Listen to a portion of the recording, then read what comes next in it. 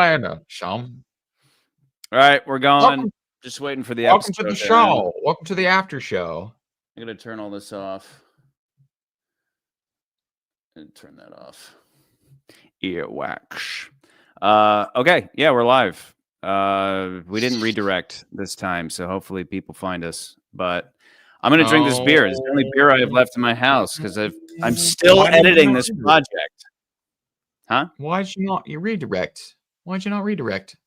Because sometimes I managed to program that in there. Look at that. I walked home with this. Look at that. That's embarrassing. Just put that over there for 20 minutes. It's all foam. You have to program the redirect in before the broadcast. And before this, I was lucky because I would leave the window open so I could still sneak it in there. So Okay. no redirect. So Okay. So Charlie, because we don't really plan these ahead of time. We just kind of do it whenever you're we not just do them looking after after them. brats, you know. So Right. So speaking of brats, so my son today wanted to watch the classic Monster Squad. You can watch it now on Amazon if anybody's actually watching this. You can watch it currently on Amazon Prime. I don't know when it'll go away, but if you're watching the Monster series and you've watched what's going on, Todd Howard, Sigma. So if you're watching the monster films as we are watching them, and you want like a little I want a modern version of this, go watch Monster Squad. But it's weird because you're watching a movie about kids who are obsessed with these movies who have to fight the actual monsters. Except the movie's not good. Like it has a lot of plot inconsistency. Would you say it's bad? It's not. Yes and no. It's not a good movie. But I mean, for a fun little horror film, it's not. I mean, it's more of like Goonies meets a horror movie. It's like a Goonies horror film, right?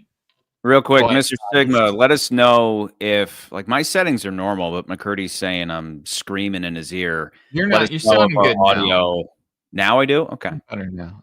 You All sound right. better. For a second there, you were sounding like really loud. My stuff is set it overmodulated. I try to leave it as is. It's probably because the audio from the episode was playing. But yeah, so would you say you wouldn't say the movie's bad? Okay, thanks, Todd.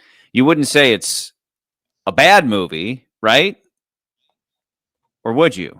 It's just, I mean, it's one of those where you're like, yeah, that just doesn't compute. Like, what? Okay. Wait, how did they get to here?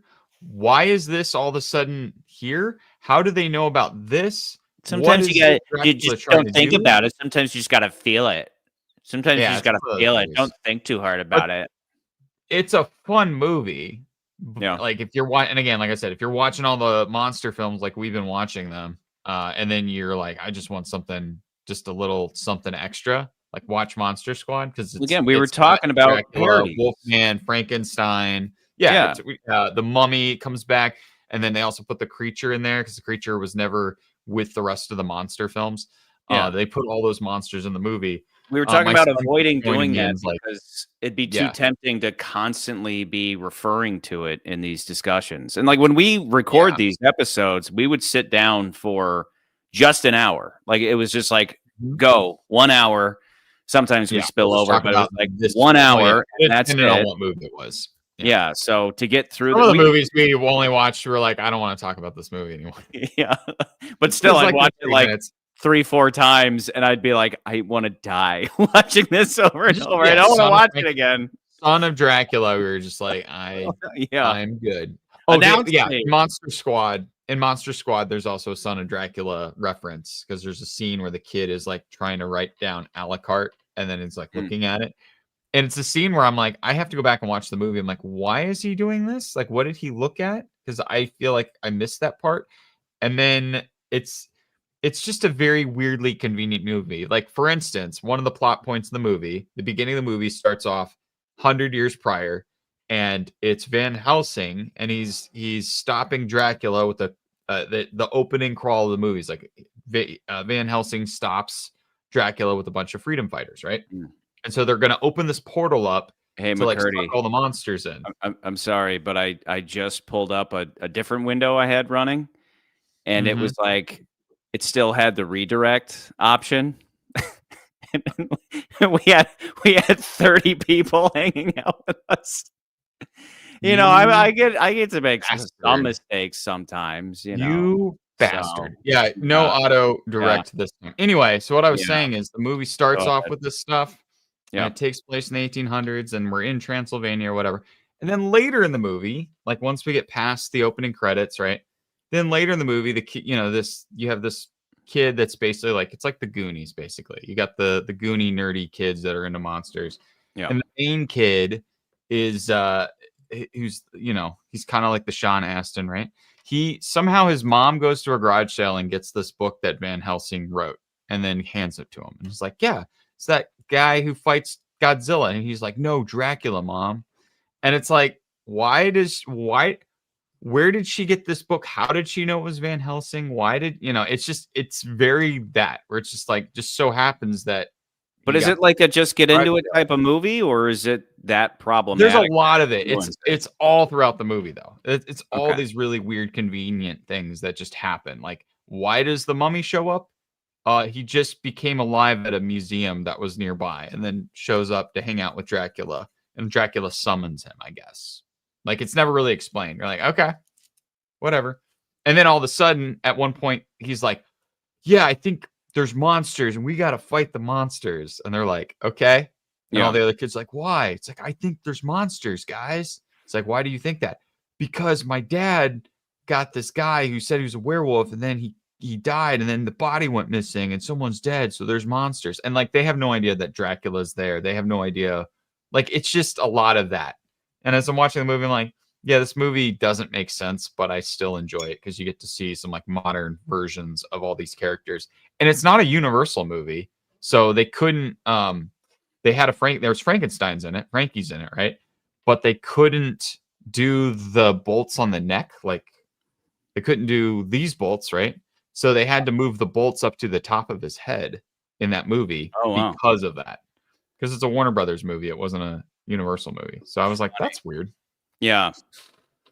I wonder if they just like totally passed out or passed on it or something, but that's weird that they would manage to do it at all.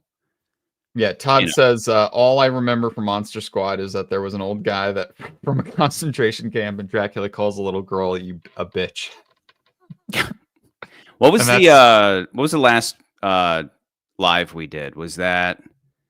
Was that Ghost? I don't know. No, it was Wolfman, maybe. Or was it Invisible? I don't know. Was it? Well, I think it was Wolfman. I think it was Wolfman. I'm trying to figure out like roughly where we left off on comments. Do you want to do? Sure. We did. Comments? Yeah, the Invisible Man. Yeah, Wolfman was the last one we did. So. Okay, because I can't even remember like where we landed. What like the last comment would have been, but I'll just back up a little bit. Comments have been weird lately. I swear they've like they're like out of order. Like I'll just do newest and go down a bit. So but like your son loved the movie, of course, right? We didn't finish it, but yeah, we had watched it once, and then he wasn't really paying attention that time, and then second time he's like into it. He's like sitting there like, that's the Wolfman, Dad. He has a monster he wants to create called the Excavator. He's got a crane for one arm and a hammer for another, and then he has bolts in his ears. That's adorable. Yeah. Has he drawn it yet? No, he should. I should tell him to draw a picture of the Excavator. Have either of you seen the TV miniseries House of Frankenstein from 1997? No, I have not. I don't even know what that is, James. That came up in a couple Google searches for cutting the episode, and there's like that's the thing is like we talked about at the beginning of this episode. It's like we're so used to the Avengers effect being in full force with all this stuff. So I like after this series that kicks in more and more, and that's like really where I want to be. Like anything that kind of brings all the monsters together, I want to be a. Yeah, so this looks like you get. Yeah, this looks like you get Dracula and the Wolfman in here. That's okay. I'm just gonna randomly start here because it's funny. I put out a short called "Invisible Man's Weakness," where he's talking about all the stuff he can't do, and somebody commented, what about the poop? What about the poop? But he says, he's like, invisible poop. Once I'm, that's the top response to that is invisipoop. But he says specifically, he's like, it's not until I digest the food. Like once it's digested, then the poop is also invisible, whatever. Because obviously poop it's not digested, it's refused. I would say that it would, no, I would say his poop would not be invisible because his invisibility is in his bloodstream, right? Yeah. And so when you go to the bathroom, whatever's coming out of you is what your body cannot process. Yeah, so there's just floating urine and poop everywhere he goes. So it would all just go out your body and it would be solid. These are top tier conversations to be having about monsters. Absolutely, dude. Said these are the exactly what I thought. Also, what about saliva, blood, sperm? Well, those would have your DNA. I think blood. I think blood would be invisible. I think your blood would be invisible.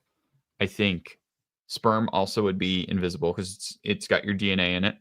Yeah, and then this is exactly what saliva. Saliva may or may not. Maybe saliva is not. I don't know.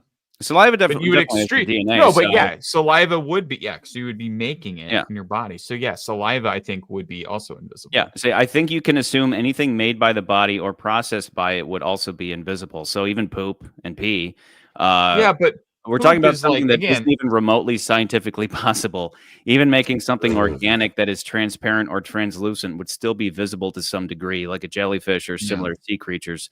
Yeah, exactly. The Invisible Man isn't about the invisibility, really. It's basically a variation of Dr. Jekyll and Mr. Hyde. The fairly recently, The Substance is a great take on the story. That makes sense.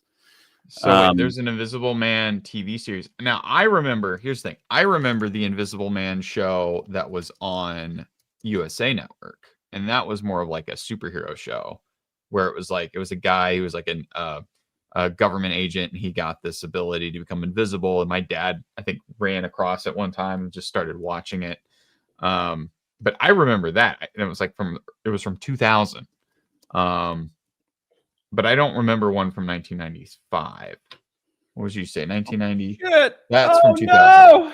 I'm going to let that I don't remember one from the 50s. The Invisible Man TV series. I'm looking that up. I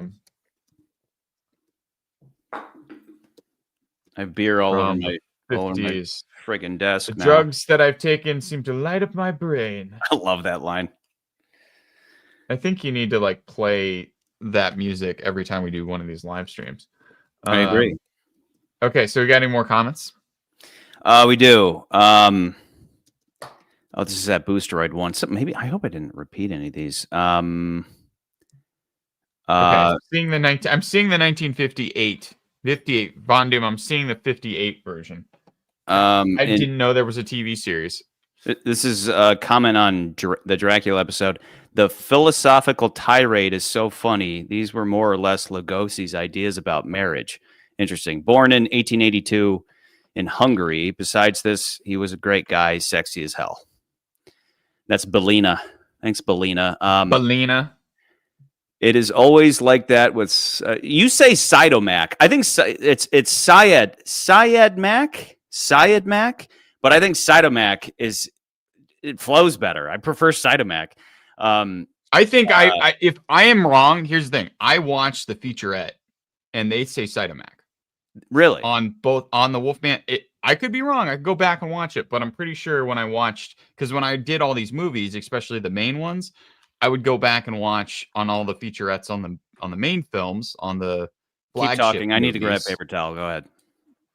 Okay. On the flagship films, I would watch the featurettes, and that's how I would at least try to remember some of the main player names, because I'm not necessarily the best with names. I probably have some form of dyslexia that I've just masked over the years, and that you tend to like to make fun of me for. Yeah, it's too but funny. You're an asshole. But no, I said Cyto. I don't know what that person says. It's Cytomac. Like, I read it Cytomac, but also, who cares? We're referring to this. Cytomac is a better name than Syed Mac or whatever, so I don't care.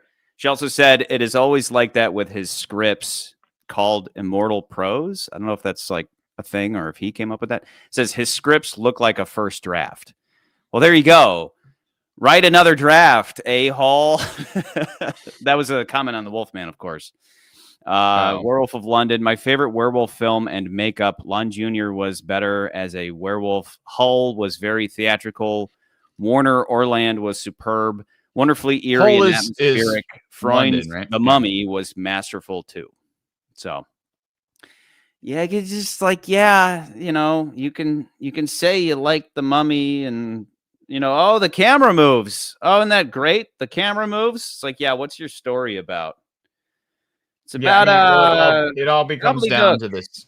Again, I think we were a little spoiled from the better version because we know there's a better version out there of that story. But that's not me. That's like saying that's that stupid argument of like, oh, you put all the newer Bond movies higher up because you just don't like old movies. It's like, bitch, Goldfinger. What I'm saying is that I think sometimes, even if we don't do it consciously, subconsciously, we're thinking about the better film. But I think we make clear arguments why we put. I think we make clear arguments why we would say Gold the best James Bond movie because we're like, yeah, we've watched all the movies up to this point, and this is the movie that is all those movies up to this point, and like does them better.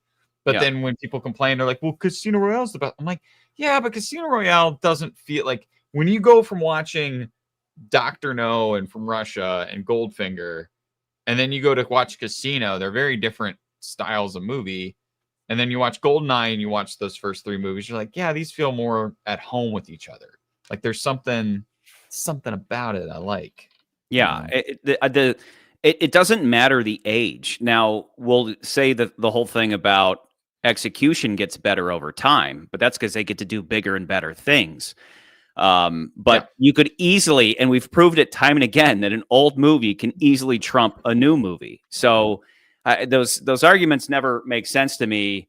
And they're annoying because it's like, you just like GoldenEye because I just think it's somebody like, coming in not knowing who we came out in the 90s, you know, and Tomorrow Never Dies. I think it's someone coming in not knowing who we are, doesn't listen to all the argument, and then they're just seeing maybe the tail end of what we're saying, and they're like, oh, why would you choose that one? Or just skipping to the end to find out which one we picked. Exactly. Hold on, back up. Yes, James Long. I too also find The Mummy one of the few movies, or as far as the main films go, it's the one I always skip. I'll watch Dracula, I'll watch Frankenstein, I'll watch Bride. Don't really bother to watch that one. It is quite boring. It's been all about atmosphere instead of said it was camp. Mummy movies should have been all about atmosphere, but instead it was camp. Gotcha. I'm screwing this up. I need to put the chat visible here, but I can't remember how to do that. I'm going to do it, McCurdy. I have not. So, James, I have to still watch all of the. I've not watched all the Hammer movies, and that's something I definitely need to see because it's crazy to me to find out that the Dracula Hammer films start in 1950. There's only 10 years after most, like some of these movies, like 5 years after they stopped doing these. Because what was the last one? What we said? Oh no, yeah, that's right. Because Creature from the Black Lagoon is already coming out in at 53 or whatever it is. So it's crazy to me to think that I think I think I have my dates wrong. But the first Christopher Lee Dracula movie is Horror of Dracula is like in the 1950s, which is nuts to think about when you're like, oh, that's not that far removed from the other movies. Yeah, I wish. But yeah, I need to rewatch. I would love not to rewatch, but I'd love to watch all of those. All the horror Dracula movies, because then you get the Frankenstein movie where it's not necessarily about the monster. It's more about Frankie. It's more about the actual guy Frankenstein, the doctor, and how. I think I just watched Curse of Frankenstein, and he is a bastard in that movie. Yeah, and that's all I hear. That's Grand Moff Tarkin, help me out again. Shit. No, I'm blanking his name. Yeah, like somebody one of my favorite actors ever. But what's his name? But they brought him back to life for Rogue One. Obviously, he's in a million of those movies, but his Frankenstein isn't the. No, just leave, Elizabeth. I'm trying to do. You think I'm crazy? You know, he's awful. Peter Cushing. Sorry. Thank you. Yeah, Thank you, guys. Peter Cushing. An awful bastard, and it's amazing. So yeah, if you like any, well, you know the story. I'm going through these comments over here. If you want to highlight any of these, can I highlight them? I don't even know if I can highlight them. It doesn't allow me to. What is happening? What is happening? We just blanked out for a second. StreamYard. I'm paying for StreamYard again, and it's not working right. So anyway, you were going to go back to the other comments, people were making on stuff. So, comment on Son of Frankenstein. So Igor's part was originally much smaller. The studio decided to half Lugosi's per day rate, knowing he'd take it because he was desperate for money. The director was so incensed by the disrespect that he kept beefing up the Igor part and running up the bill on the studio. That's awesome. And so Bela gave him his best stuff. That's sweet. That's really cool. That's awesome. Yeah. These are the details I didn't pick out. But then again, when you're doing 31 movies, it's like, and we only, like we said at the beginning, didn't have a lot of time to only an hour, to the point where I was like, can we not do trivia? No, I want to do trivia. And then, people comment all the time. Well, I think trivia is fun part. I think people come for some trivia.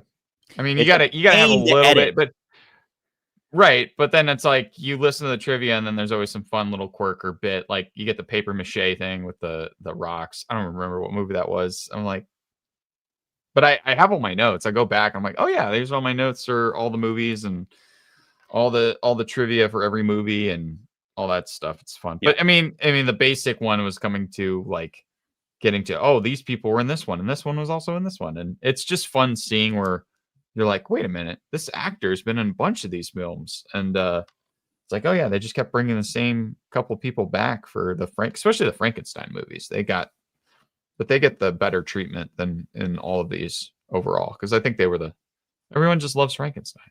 Yeah. Exactly. And that's, again, tonight, I don't think we've had, 30 people watching on an episode yet. And it was, it's anytime it's a Frankenstein title, there's always been a bigger audience. So, and we say that in several episodes. I'll ask you, why is the title of this Abbott and Costello Meet Frankenstein? It doesn't make it should be Abbott and Costello Meet Dracula.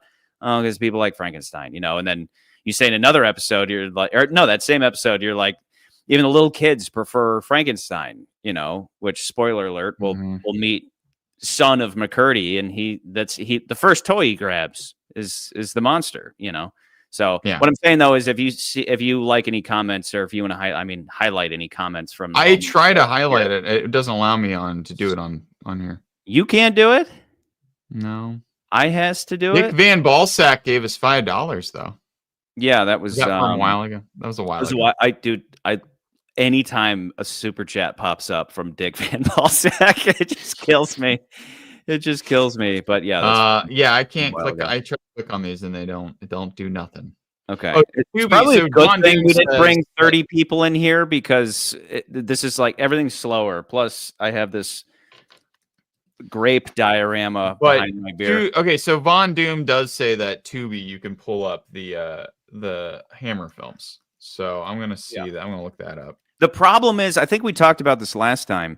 The problem is that there isn't a neat collection like this guy. Yeah, there's no equivalent of this. When I told you that they were doing this, you went and found that, but I had based the list based off what I'd found on Wikipedia, which is what they had considered. These are the official Universal horror films, monster films. And I constantly mention how when you can go online and find the original release of the Universal monster films when they came out in the 90s and the VHS tapes.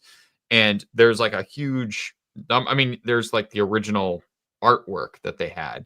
And of course that artwork has changed over the years, but there was original artwork that they had. And each of them had the giant face of each of the main monster in each film or whatever. And that looked really cool. And I guess you can try to collect those. But of course, they've taken some of those off. But I based my list off of what I found on Wikipedia. And then I guess Wikipedia based that off of whatever that Blu-ray set is. Because once we followed this thing, She-Wolf, we talked about that as well. Yeah. Yeah. This is on The Ghost of Frankenstein. Ralph Bellamy, who's the guy who sounds like Robert Stack of Unsolved Mysteries, said he was one of the rich bastards in Trading Places. He returned for a cameo in Coming to America. Just goes to show that if you live long enough, you can go from a piece of crap like this to appearing in one of the greatest comedies of all time. Ralph Bellamy. And then I guess he was also in Oh my gosh, yes, you're right. I know exactly. I'm surprised I didn't catch that. That's crazy. We keep talking about His Girl Friday. Apparently he's in that too. The Wolfman. Check out the Dunwich Horror, written in 1928. Great Invisible Monster. Okay. Yeah, so that's from Dunwich Horror is one of the H.P. Lovecraft stories. Okay. And a lot of his stuff is very influential on a lot of other. Of course, it's a very influential. All of his stuff is very influential. But reading about some of the books and stories that he wrote, I'm like, I can see Dan Aykroyd looking this stuff up as stuff for Ghostbusters for sure. Yeah. Like, just there's little bits where I'm like, you read this stuff, you weirdo. Totally. Oh, totally. Yeah. Also, do you guys remember Invisible Kevin Bacon Grapes a Lady? So yeah, I definitely didn't pull that footage. I pulled the you should have. I pulled the Scary Movie, one. You should have pulled a little more footage, Char. Okay, this is a big one from The Ghost of Frankenstein. As far as I have researched, Boris Karloff did not want to reprise the role of the Frankenstein monster because of the makeup, heavy boots, and costume. Boris hurt his back pretty badly during the first Frankenstein movie. I guess you don't really understand how powerful the Frankenstein monster truly is. Yeah, because they rarely showcase it in a big way. He is probably only 40% of what he could be and 50% after being struck by lightning in the movie. Now, the deal with the son of Frankenstein is, yes, his name is Frankenstein, but the townspeople don't know he is the son of Henry Frankenstein, the creator of the monster. Okay, that's how Igor blackmails him. My answer to that is, sure. Okay. Because that's not, I guess. There's no evidence of that in the film. As you're watching the movie, it's like, it's pretty clear. I think people would know who he is. I think people would know who he is. There's a reason why he comes to the castle. There's that whole scene where, the townspeople. Did the guy even watch the movie? Because there's a whole scene where we're talking about Ghost. All the people are there, and he's like, "We're not here to greet you. We're here to meet you." No, that's Son of Frankenstein. He's talking about Ghost of Frankenstein. Yeah. In Son of Frankenstein, he comes back to the town of Frankenstein. I thought we were talking about Son. My bad. In Ghost of Frankenstein, it's Ludwig, and he's in Visaria. He's in another city, but okay. I mean, he should have, I guess from a screenwriting standpoint, he should have changed his name away from Frankenstein entirely. They literally do that in Young Frankenstein. He calls himself Frankenstein. That's the joke. Here, he should have changed his name outright, and then it would make sense. It would communicate to the audience much more effectively that Igor's blackmailing might be successful, right? Yeah. So that's where it's like people have a tendency to give something a pass, whereas it's like, okay, but with a little tweaking, it's more effective. Do you understand? That's the whole point. So he goes on. Yeah, the Ghost of Henry Frankenstein was a bad idea. Universal should have gone in a completely different direction. Travel to a different country and stay away from brain surgery. Have Igor use the monster to break into homes and steal money. That sounds great. Kill the people. Or have Igor seek complete revenge against all the people that mistreated him. Maybe the abnormal brain is that of a simpleton, a person that just has a low IQ. So maybe we talked about good brain, bad brain again in that episode. Most people that have a low IQ don't understand and get upset easy, even aggressive. Maybe that person liked children PDF file in his past life. So, okay. Yeah. Those are all good points. Blue Tiger said of The Mummy's Tomb, this episode premieres in 9 hours. You don't even know what that means. That means I appreciated that. I was like, that's nice. It's nice. Because I didn't even think anybody watched that one. Okay, this was on For Your Eyes Only. Another comparison between this is from Random VO. Another comparison between this Bond and Secret Service, besides letting so For Your Eyes Only, and OHMSS. I have to go back in time. I don't even know what we're talking about. Like, exactly. Yeah. But for me, I can't forget these things. For Your Eyes Only. Which one is that? Why am I blanking? For Your Eyes Only. That's Roger Moore. One with the ATAC. The one with the ATAC. Yeah, that was the first made a lot of comparisons to OHMSS. It's OHMSS remade. Yes, that's the one with Pierce Brosnan's wife. Yeah. That we thought was a gilf. We were like, she's a hot old lady. It turns out, and then we were like, that's Pierce Brosnan's wife. Like, yeah. He's saying another comparison is the fancy meeting you hear, Fraulein, from OHMSS. It made Bond sound so scared as opposed to an ice in his veins smirky quip that Sean or Roger would have done. I agree. The way he delivers that is like, oh shit, before they club him over the head. Ghost of Frankenstein, Richard Thomas. Is this the same guy? No. Richard Thomas says you have a couple things wrong. The biggest issue is you believing that hardly anyone who is watching your video has any clue about Tana leaves. What? I believe that only people who are familiar with Tana leaves are watching this video.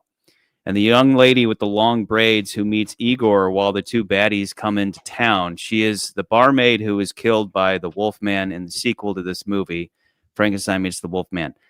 How do you know that? How do you know she's the barmaid? Is that I don't think it's the same actress. But anyway, people would know about Tana leaves from watching this fucking series. What are you talking about? I mean, that doesn't mean that somebody watching episode 14 has watched all the ones prior, but like... No, but as I'm rewatching these, I realize that we repeat ourselves a lot, but I also think of it... That's necessary. I think of it in the same terms of like Stan Lee,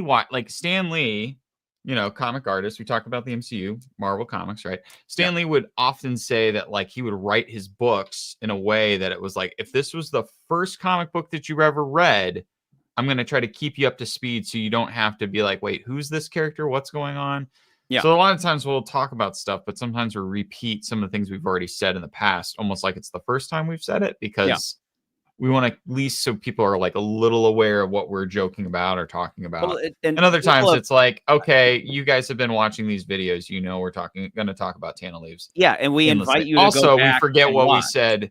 We would shoot, and also for context, like when we recorded these episodes, we recorded them like weeks apart from each other, except for a few of these episodes that we recorded like right one after another. But I would forget what we talked about a week prior for the most part, or like if there was a quip or regardless, you were joking about something. Regardless, in the editing process, it's like you can't make every subsequent episode be another hour because you have to cram all the references in.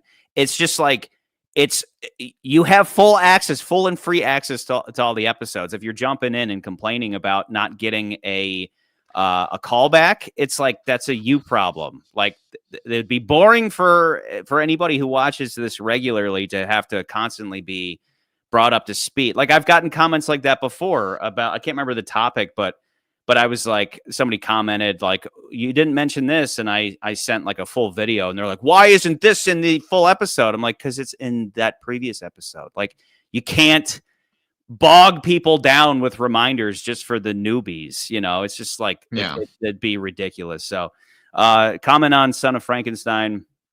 Actually, no, this previous one from a short about werewolves is from Mr. Sigma. Mr. Todd Howard Sigma. Yogami should have been split into two different werewolf characters, one good and one bad. Exactly. Absolutely. Whether that would be one good, one bad being the, Glendon and Yogami, one good, one bad, or Glendon and then Yogami, there was a good guy and bad guy werewolf having an effect on Glendon. That would be a lot more interesting. Anything's better than Yogami as he is. So, dude, did I tell you about, I told you I've been reading the Harry Potter books, right? Did we already have this conversation? About the werewolves in Harry Potter? I assume you're always reading Harry Potter with your children. Reading Harry Potter. No, because I was reading the sixth book, right? So we're about to finish it. And they talk about Farron Greyback. Is that how you say his name? Finrir?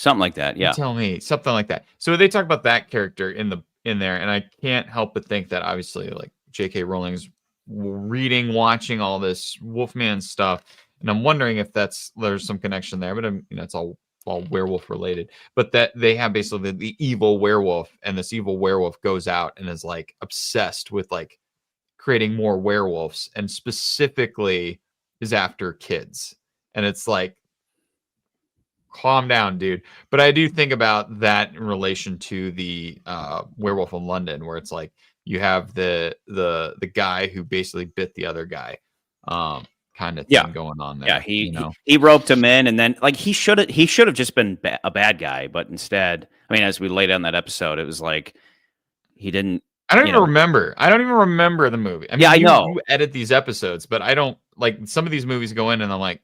And then I watched it, and then I forgot after. Yeah, you have the luxury after watching the next movie, not having to obsess over that for a year. Okay, Son of Frankenstein from Ralph Frogia. The reason the original Frankenstein had a little kid and Son of Frankenstein didn't is because the original was made during the short prequel. Oh yeah, this is the whole Hays Code thing, where it's like they removed the scene of him killing Maria when it came back out into the theaters. It's like, yeah, okay, whatever. The Mummy's Tomb. If the Mummy's Hand is from Obscure Entertainment. If the Mummy's Hand takes place in 1940 and this movie is set 30 years after it, then that means it takes place in 1970. Yeah.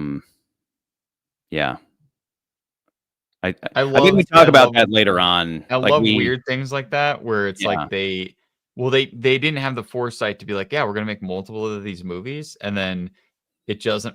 Well, no, wait, hold on, because if I'm not mistaken, the Mummy's Hand takes place in the 20s because they wanted all those movies to take place during whenever they were excavating all those the tombs. That's why when you watch the Mummy, the first Mummy, the beginning of the movie starts out in 1920, and then we're in 1930. But that movie, I think Mummy's Hand came out in 1940 something. So it could be that. Yes, I really don't think they cared. I really don't think they did either. And it's obvious, but it also reminds me of another movie that did something similar. Was Nightmare on Elm Street 2. Where the second one takes place like 5 years after the first one. Mr. Satan went straight to Friday the 13th. Friday the 13th. I'm thinking Nightmare on Elm Street, where they did something weird like that, where the first movie's like 1984. The second movie's supposed to take place in 1989. But then they started making more of these movies, and they were pretty much year after year after year. So then it's like, well, when did these other movies take place? Were they years later? Was it the next year? Was it? Yeah. Like it's not into the 90s. We're still in the 80s. It's the same problem that I think they kind of had with Stranger Things in a weird way, where they got to a point where they're getting older. Yeah. But we want it to be in the 80s. It's like, well, why don't you just make it some of it happen in the 90s? Like, which, by the way, why does it have to be in the 80s? My biggest beef with that show, and I don't really remember enough of it to comment on it fully, but when people would ask me, what do you think of the show? I'm like, okay, that was a big time of nostalgia. That was like that's what that show, that was half the appeal, was like Dungeons and Dragons and Ghostbusters. It was very much like for people that are slightly older than us whenever that show came out like 10 years ago. Mm-hmm. My biggest beef with it, though, and the reason I bring this up is because recently, because I'm always trying to get my nieces and nephews to watch fun, scary stuff, I put on Erie, Indiana, which I hadn't seen for a long time, and suddenly it's on Prime. And it reinforced what I said years ago about Stranger Things, where the first time I heard Stranger Things, I was like, oh, that sounds great. That'll be like Erie, Indiana, some kind of episodic thing of all these strange things happening in this town. And doesn't it take place in Indiana? Right? Yeah. So I was like, oh, this will be cool. And then it's not Stranger Things. It's just a singular strange thing. It's one strange thing for like. I think originally, because I remember when the first season ended, and I remember watching it and be like, okay, they're obviously a bunch of kid actors. There's no way they're going to do another season of this, of this group of characters, and it's going to be something different. And you can see that they tried to start doing that in the second season, then everybody hated it. Like they wanted to do a thing where they kind of branched out, because there's that one Hanging Chad episode where Eleven meets this weird group of punk kids but one of the punk kids is also one of the people from the lab, one of the kids from the lab. And you can tell like everybody hated that episode for some, I don't remember what the reason was. I think it was such an odd episode for everybody. So like they just decided, we're not going to do that anymore. We're just going to stick to the main characters in the series. And it's like, I do kind of wish that because I felt that for a little bit, but I've never had that gripe. The big gripe that I've heard from people who don't like Stranger Things generally is that it's not generally. I've heard this from at least one or two people, is that the show borrows so much from other 80s iconography and 80s other movies and TV shows that now like people Panderfest. Yeah, it's like, well, it's that, but now everybody thinks that if you're a kid and you're watching that thing for the first time, they're like, wait, that's like Stranger Things. Like, dipshit, that's because Stranger Things stole it. Which is like, fine. That's, I leave that in the camp of well, actually, you don't know where that came from. It's like, but that thing that you just said with Ghostbusters, it's like Dan Aykroyd was reading stuff and enjoying. That's true, but I think everything's recycled, and then people are like, well, that's mine. That wasn't even yours. The thing that you like was recycled. Or like, well, that was a ripoff of Fire. Like I've heard people say, well, that's a ripoff of Firestarter. But I mean, like, if you watch the series and you've like this series, I talk about Dracula being super influential as like in horror and science fiction. You can see the pieces there when you read the book where you're like, oh yeah, you've got three dudes. You got a group of guys that have to go after a vampire. Like, how is that not any different than the kids or like a group of kids? Like, all right, guys, we got to go get the bad guy. We got to go get the monster. We got to learn how to kill it. And we're going to, gather up all the tools we're going to need to do that. And maybe one person's the sage who knows how to kill the monster. But I mean, you can see the tentacles. You can see the DNA there where you're like, yeah, it's similar. It's not exactly the same.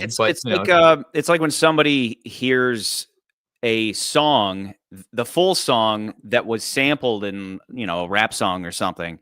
And it's like, it shouldn't change the way you feel about the rap song you like, Oh, sometimes it elevates. You don't know that melody came from this. It's like, yeah, okay. Who cares? That's my general reaction to that is, we've all heard the cliche, nothing new under the sun. If you're going to get butthurt about that, it's like, why ruin it for this next gen? They don't know any better. They're just too busy enjoying it, and you're doing the well actually thing. Well, actually, that's not original. The thing you like isn't original either. So anyway, Ralph Oshia on The Wolfman said, The Wolfman 1941 is my favorite of the Universal monster movies, and Lon Chaney Jr. is my favorite Universal monster star, and Larry Talbot, the Wolfman, is my favorite monster. With that being said, I'm very happy with the Wolfman at number 4. Interesting. Conversely, I think it's a fair, I think overall it's a fair place to put it because it's not a bad movie. Yeah, wish it would be. There's a reason why people go back to one. There's a reason some of these stick around. They're like, oh, this was the second wolf, second attempt at doing a werewolf movie, and this one stuck. The other one, it's more of a trivia note. Like, oh, there was another one before that, Werewolf of London, where he puts on his hat and coat and goes outside and kills people. That's the best part of that movie. Puts on his hat and coat. Yeah. Okay, so on The Mummy's Hand, Foxtastic said, shitty, stupid fun. I agree. Absolutely. On which one? On The Mummy's Hand. On our perfect movie. Loved it. 100, our short 10 out of 10. Yeah, our short about Jaws. We get 10 comments like this a day.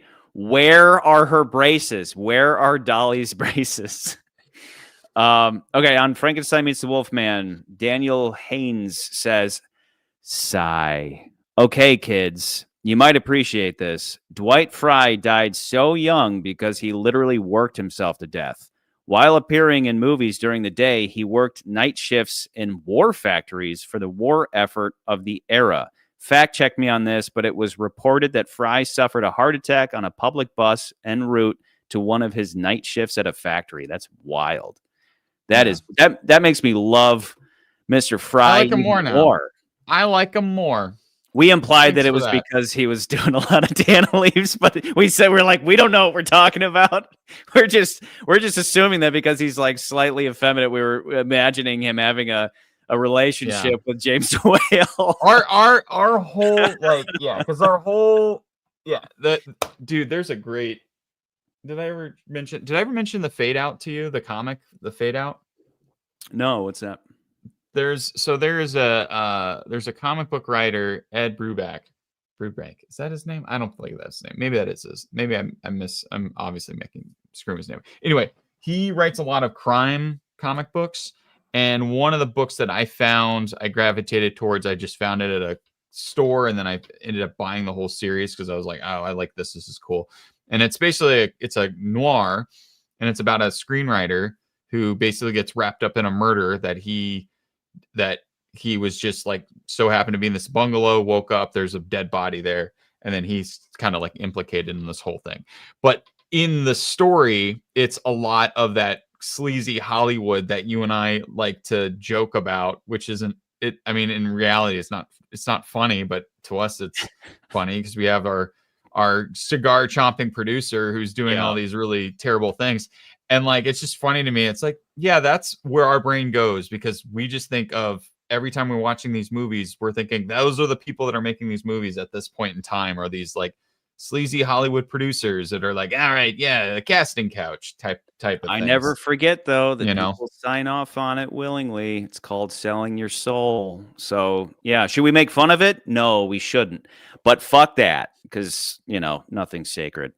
Okay, on The Ghost of Frankenstein, Joseph Nash says, I think once World War II started, Universal stopped caring and became lazy in writing their horror movies. Yeah. Every movie made after 1941 is clearly not intended to be an A-list feature. I never really felt that the creature of the Black Lagoon movies of the 1950s really belonged with the gothic horror pictures of the 1930s. And we talk about that, where it's just... I mean, that's fair. I mean, that's fair. It's just more of it's one of those things where it's like, this was... Yeah, when we get to Creature, we talk about it's the one that's kind of in the between, because now we're in the atomic age where like they're doing science fiction more than they are doing like the European gothic horror that we talked about in Wolfman and Dracula and all those films.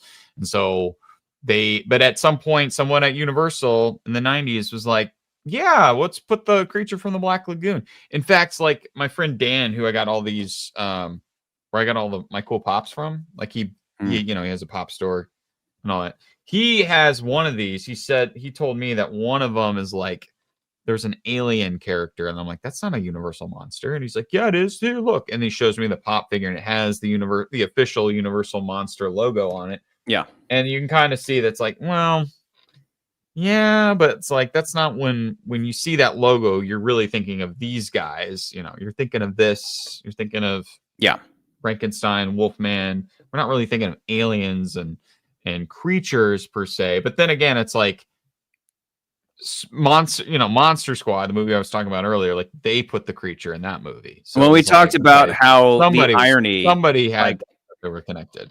I get real pedantic in the creature episode, being like, there's only one literal monster, depending on the definition. Like most of these are still human based. Like Dracula is a man who became a vampire.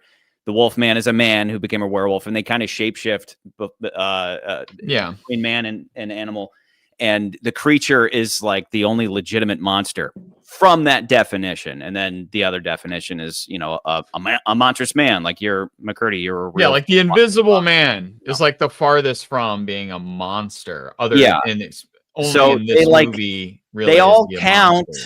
They all count. But I see what Mr. Nash. I get it. So, yeah. We talk about it. We definitely talk about it going forward. Frankenstein meets the Wolfman. We got 2 comments from Brian Jenkins and Fast Black back to back about AI. Let's put AI. Let's put AI to good use for a change and recreate Bella's lost scenes. The script is still extant. And then Jenkins says, I can't wait until AI is good enough to make this movie better. This was my favorite movie when I was a kid. Sorry, geeking out on your channel. I think my wife thinks I'm having an affair. Wonderful. Wonderful. That's awesome. Is he like naked watching our show? That's kind of exciting. Phantom of the Opera. Swords for Thumbs. Says, I've seen the Broadway play several times, but I've never seen the movie. I love the singing of Sarah Brightman and Michael Crawford and wouldn't want it any other way. I don't know. I don't know those people. Another one on Phantom. James Mann. I think on an episode of Knight Rider, they paid homage to the movie Psycho in an episode called Halloween Night with a K, and also an episode where they paid homage to the Phantom of the Opera, legendary Phantom of the Studio that was trying to sabotage a picture that was being shot. We kind of joked about that in that episode. There was an episode of, and then a response from Josh Grimeau. There was an episode of Wonder Woman called Phantom of the Roller Coaster about a disfigured guy hiding out in an amusement park. Must have been a trend. That's cool. I feel like, I think something we haven't really touched on a lot of this channel, and I think it's something that when we're doing all these big genre-y types of shows, I think we also kind of forget, well, we don't really comment on it unless it really is a big deal, is movies that become parodies because they were such a big deal, and then they like hit the zeitgeist, and then there's like 50 different parody versions of that same type of story. Like an example being like, this is what I mean. When you watch any television show from the 90s, maybe it's a genre show, but there seems to always be an episode in a TV show that is basically Rashomon. They do their version of Rashomon, and sometimes it's a comedy show that they do it. Sometimes it's a serious, maybe a serious drama. Sometimes it's a science fiction show, but they'll always do some TV shows always do a Rashomon version. Star Trek probably has an episode that's basically Rashomon, where it's like, then we had this version, and then there's kind of like the Citizen Kane version of it, and then there's an episode that's like Phantom of the Opera, which is, Phantom of the Opera seems like one that's done a lot, where it's like, oh yeah, someone's sabotaging whatever, and then it turns out, it's this guy who wanted revenge, or he is in love with the head of the opera, whatever. You can easily imagine Phantom of the Opera Star Trek episode with somebody sabotaging the engine room. I bet you if we cross-reference Phantom of the Opera, Star Trek, someone's gonna be like, that episode of DS9 where this happened. You're like, oh yeah, that is right. That is basically the plot of Phantom of the Opera just thrown into Star Trek or whatever. Yeah, we need our Jamie. I find those fun. Just hit that chat GPT. Hey, Nansbot, use your AI interface to. I want to see those. True. But like even James Bond, as even a kid, like most people, if we had never watched a James Bond movie and you were a kid and you watched tons of cartoons, you would know that like you'd have a vague sense of what James Bond was based off of a cartoon, because they would have more than likely parodied it in an episode. Yeah. So. Well, Josh is here, as I probably butchered his name worse than you would. Grumeau? And he said, where the fuck is Nance? He's all around us. And then, James Bond Jr. Dude, I don't know if I tried to watch. There you go. Wait, there was a TOS episode where a Shakespearean actor is a serial killer. I've seen every episode. I would have to. I don't remember that one. That's not really the same thing. The thing that makes it a Phantom of the Opera is like there's a thing that's getting. It's almost like every episode of Scooby-Doo, right? Because it's like a thing we're putting on this play. This sounds close. This sounds very close. So there's a play, and then something's getting sabotaged by a phantom. Some guy in a mask. A lot of people are dying at the same time. And then it finds out that it's actually this. Actually, I think me being the Batman guy, Clayface is actually a amalgamation of all of these monster characters. The Clayface, the character Clayface, right? Yeah, I know. We're gonna make a movie of him and everything. Backstory. Oh, Clayface. Really? So the original Clayface was, I think his name was similar to Boris Karloff, like Karloff, something like that, right? and he didn't have like a face. He didn't change into like in the cartoon. Yeah, his name is like his name is like two from this Basil Karloff and Karloff and Basil Karloff. Basil Karloff, yeah. So he's Basil Rathbone and So in the first time you ever saw Clayface in the comics, like we're talking early Batman, really early Batman, right? There is it's a movie studio, and the actor, there's Bruce Wayne's fiance at the time is an actress, and she's going to be in these movies, but all these people in the movie keep getting killed by these mysterious whatever. And so Batman goes to investigate, right? And it's in this character, Basil, whatever we just said, right? And he's the one doing it. But it's obvious that they're like playing off of Phantom of the Opera, but also the names are similar to some of the horror icons of the time, because this is 1940, whatever. This is 1939, 1940. So you can kind of see how these movies are influencing Batman, even in the comics. So that's kind of fun too. Yeah. Yeah. Always got to get that Batman in there.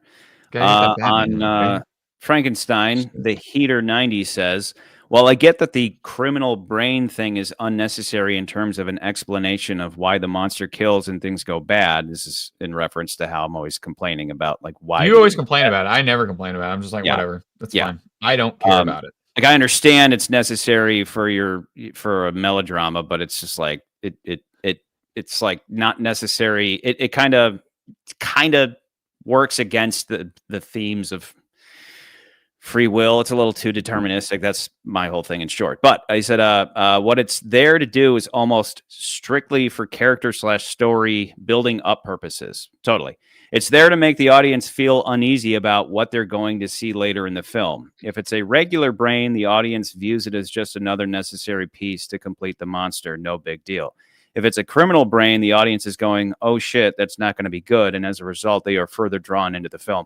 Yeah, I totally get that. But like, I'm drawn into the film anyway with this body coming back to life and then behaving erratically. I've never had a problem with that. I was just like, whatever, that's fine. Don't care. Yeah, it's fine. It's just like, it just works against a better theme. So yeah, Batman, Bond, and Lord of the Rings. Like that's always got to have something in there. Bread. That's our bread and butter. Okay, so hold on. So Todd points out the episode, there's a TOS episode, is The Conscience of the King, right? The episode is, the series follows the space adventure of Star Trek, whatever. The episode is a murder mystery wherein Kirk is alerted that a theater actor might be a mass murdering former dictator, and he investigates as disturbing events unfold. I'll have to watch that episode. That sounds like fun, but that doesn't even sound like, to me, that does not sound like TOS, but it is what? That's the first season. That's the first season. Wow. I haven't watched all the TOS episodes. I've watched all of Next Generation. I've seen all of both, but I don't have that like red letter media. There's a lot of encyclopedic. No, there's a lot of TNG episodes I have forgot, but there's some that are not very good. I just watched your House of Frankenstein video. The main actress, Anne Gwyn, is no relation to Fred Gwynn, who was Herman Munster. Has no relation. Okay. However, she was the grandmother of Chris Pine, as in Captain Kirk. That's pretty wild. Cool. Yeah, cool. Yeah. This is on Bride. I told my daughter I told my daughter the other day, I was like, we were talking about Singing in the Rain, and I was like, that's Princess Leia's mom is Debbie Reynolds. And she was like, what? It's like, wow. Yeah, and they both died like a day apart from each other, but that's another tragedy. Yeah. This is on Bride. Mac Styron says, how incredibly insulting. He's referring to me talking about the Christian themes of that movie. He time-stamped 40 minutes in, whatever that is. How incredibly insulting. Religion kills people every day. Your weird right-wingish outbursts in the Bond rankings were irritating, Charles, but this takes the cake. So, as usual, people just want to, label you and write off whatever. It's like, if you don't see that these, like, we talked about this last live stream where it's like, religion isn't perfect. People have done bad things with religion. Yeah, like Catholic priests have raped kids. Like human beings do disgusting things. But religion isn't absolutely perfect, so we need to get rid of it. That human nature is to take everything and make it corrupt. So this is like we've only lost 2 subscribers with the Monster series, and both of them are on Bride. And I know it's because that episode goes the heaviest into Christianity. And it's like if I was taking concepts from like Buddhism and I think movie about hang on a movie about Buddhism, and I was kind of breaking down the Buddhist themes in it, nobody would have a problem. But the moment you start bringing up Christianity, it's like, oh, it's like Christianity is a collection of stories. The Bible is a collection of stories. So there are a lot of channels that I will watch, like Screen Rant's one, where those are the types of channels where they like explain the movie sort of things. But it's no different than anytime like you see something in a film and you're like, yeah, that's very similar, or it is taken directly from X, Y, and Z. Like Superman's a great example, right? So Superman famously was written by 2 Jewish boys in New York, and they were like, yeah, we wanted to create this basically Gollum-esque character, the Superman. Yeah. And that was like kind of the original concept. And of course, it turned into the hero that we have. But the origin story of Superman is the story of Moses. And even Michael Uslan, who's now Michael Uslan's the guy who owns the rights to Batman on screen. Like anytime you see a Batman anything, it's Michael Uslan. You know, I told a story on a live stream how I met him when I was severely intoxicated. Yeah, he went to he's at IU, right? So he's teaching that class. There's a whole documentary about how famously he like created this class at IU, and that was his pitch. He started applying about Superman. They were laughing at him like, you're going to teach comic books, and he was like, well, let me break down some comic book stories that have origins in the Bible. And again, like Bible, oh no, something Christian. That's not a perfect system. We got to throw it out.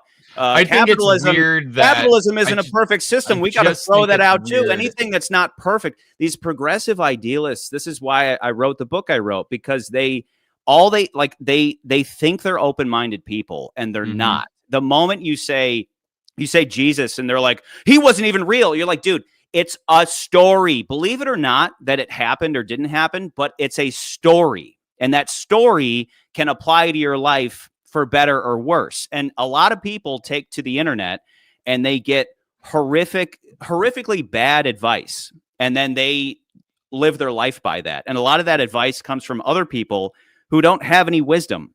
Meanwhile, you have a text like the Bible that is stories that were told for thousands of years, and whether or not they happened, like, did the Great Flood happen?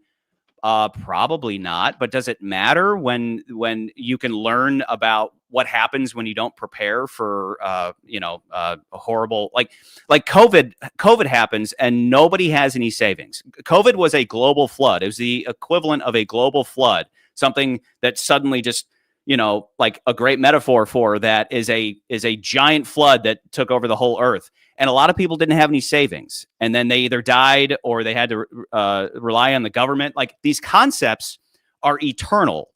And then fuckface comes in and immediately labels it right wing as if it doesn't mean anything. But like, you watch Bride of Frankenstein, and not only is it in your face that it's Christianity, but then you take it a step deeper. What is this movie trying to say? And it's commenting on parenthood. So point out anything that I said that's false, but fuckface comes in with religion kills people every day. Did I say religion didn't kill people? And in what fashion is it killing people? Is it sacrificing bad people to save good people? Or is it sacrificing good people? Are we talking about raping young boys? That's evil. That's not Christianity's fault. That's not religion's fault that people use it for bad purposes. So, like, these people think they're open-minded, but they're very closed-minded. It drives me fucking nuts. So unsubscribe, fuckface. Like, I don't care, all the fucking whining about religion. It's like, you don't understand religion. You fucking don't. And probably raised Catholic. I will just say that he just overwhelming. I was just gonna say that, like, it's gonna be okay. It's gonna be okay. Do you need a hug? No, it's You're gonna be calm. People no, but I was gonna. What I am gonna say. Hold on. What I was gonna say though is that what I was gonna say is that what as far as this person going like, yeah, religion's like, it's just to me, it's like that's kind of a dumb comment because we're referring like we're not even like, why are you making that point? Like we're referring to things that are in the movie that are specifically Christian themes, as well as pointing to very specific things that are like this, like there's imagery in there. You can see it. There are scenes where they just hold on the cross. It's like, it's there. You see it there. But I think it's great. I think, it's just whatever. Yeah. Like even anyway, we talked about we talked about like capitalism and communism when we were talking about the Tetris movie. And, and I'm breaking down those concepts that are in that movie that showcase that. And it's like, but like capitalism, bad things happen under capitalism. It's like, oh, okay. So what's the perfect system that we should abiding by? Like, please tell me, what is the perfect system? Because it turns out that every time you think you have a perfect system, anytime you could build a house and that house could be perfect. And 5 minutes later, the shingles start falling off, it starts raining, everything's rotting. Everything is about maintenance. Everything is about maintenance, not seeking perfection and then everything being perfect. It's like life requires eternal vigilance in all things. Like everything's always falling apart. The idealists are cowards who just want to live in a perfect world that doesn't exist because they're scared little babies. So these concepts, there's so much, like, again, if you don't like religion, fine, call it wisdom. The Bible is about wisdom. Yo, but it said that people can't eat shellfish. I don't fucking care, dude. Skip over that part. Whatever. Like, let's focus on the more important things here. So it's the reason why that's the only episode that's lost subscribers. And I expected that going in because people just can't handle this stuff. And it just goes to show how well religion has been poisoned by the fucking black box in the first place. And everything sucks now. So moving on. A View to a Kill, to switch over to Bond for a second. RK bunch of things says, I could be convinced that A View to a Kill should be above Dr. No. However, I think Dr. No and A View to a Kill ranked lower in my overall to begin with because I'm not the biggest fan of either of them compared to some other films. I have Thunderball, Octopussy, For Your Eyes Only, and OHMSS ranked higher than Dr. No, so my baseline position for it and A View to a Kill is lower than where you have these. I personally have Dr. No at 10th and A View to a Kill at 12th. At least it's not one of these people that just throw A View to a Kill at the bottom, which is always bizarre. Another thing from Skyfall, but I'll skip it. It's a little complicated. Only two more. Obscure Entertainment says of The Mummy's Ghost, this movie should still take place in the 1970s if The Mummy's Tomb was set 30. So another timeline one. I think this Obscure had the last. I need to know because somebody had mentioned the timeline for Friday the 13th, and I'm like, I'm not honestly, I'm not that well adversed at all the Friday the 13th movies. I watched most of the Elm Street movies, so I was like, oh, okay. But then again, those movies you get to a point where it's like, who cares what time it takes place? We did talk about this place in a time. So the Mummy's, I think tomorrow's the Mummy's Curse. Yeah, the Mummy's Curse. Yeah, it's the Mummy film. Yeah, and so he's saying last of the official Mummy films. Yeah, he's saying that one takes place in the 90s. I think we mentioned that in the episode. Like it's, which is because there is a timeline for all these movies because they're all connected. Very no, Tomb isn't connect. I guess Tomb is connected to. Tomb's like 30 years later because they're all old. That's the one where they're all old. So Tomb's after that one, after Hand, and then after Tomb is Ghost. But is Ghost connect? I didn't watch the episode because I was just like, I'm not gonna, I just didn't watch it. Ghost just connects. Ghost behaves as if it's like it's like they're learning about it. But they don't. Really... They're learning about it in school, but there's also a professor who hasn't aged. So I think Ghost is like a couple years, honestly.